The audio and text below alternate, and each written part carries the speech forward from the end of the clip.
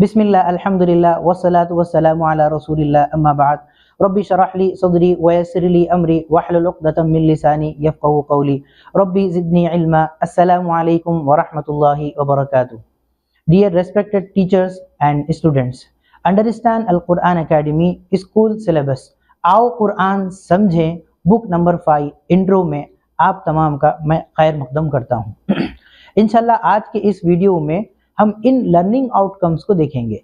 सबसे पहली चीज़ rights of Quran, second what is book number 5, आओ कुरान समझे बुक नंबर 5 क्या है। तीसरी चीज़ बुक नंबर 5 के मकासिद क्या है। तो एज ए टीचर हमको अभी चाहिए ये कि सबसे पहले हमारा अब यहाँ पर आई डू हुआ है, वी डू भी हो। वी डू में हम सबसे पहले ये डिस्कस करें कि लर्निंग आउटकम्स हम यहाँ पर लिखें या फिर अहदाफ। सबसे पहली चीज़ क्या है उसको हमको यहाँ पर बोर्ड पर लिखना चाहिए, उसके बाद दूसरी चीज़, उसके बाद तीसरी चीज़, फिर इसके बाद यू डू प्रैक्टिस भी हो। यू डू में हमको क्या करना चाहिए कि हमको स्टूडेंट्स के ग्रुप्स बनाएं और ग्रुप बनाकर इन 3 अहदाफ के ऊपर प्रैक्टिस करवाएं। Next what is rights of Quran. सबसे पहली टॉपिक हम लेते हैं। सबसे पहली चीज़ है ईमान लाना, दूसरी चीज़ कुरान को तजवीद के साथ पढ़ना, तीसरी चीज़ कुरान को समझना, चौथी चीज़ तदब्बुर करना, पांचवी चीज़ तज़क्कुर करना यानी नसीहत हासिल करना, छठवीं चीज़ अमल करना, सातवीं चीज़ दूसरों तक पहुंचाना। अब यहाँ पर भी हमारी ये 7 चीज़ें हो गई हैं।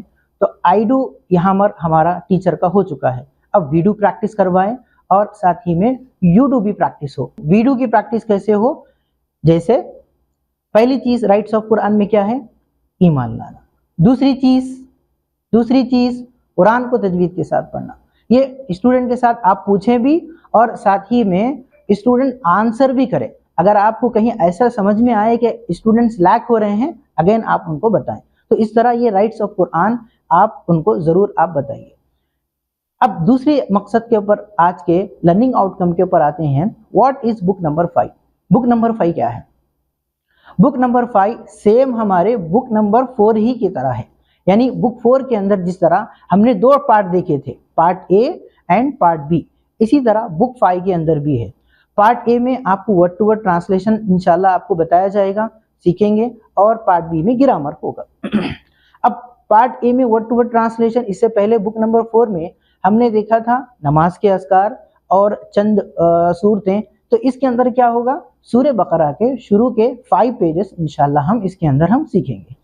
चलिए अब यहाँ पर एज ए टीचर हमको ये चाहिए कि अब यहाँ पर हम अपनी टीचिंग को स्टॉप करें। आई डू हो चुका है, अब आई डू होने के बाद वी डू की प्रैक्टिस करें, जिस तरह हम अभी राइट्स ऑफ कुरान को हमने किया था।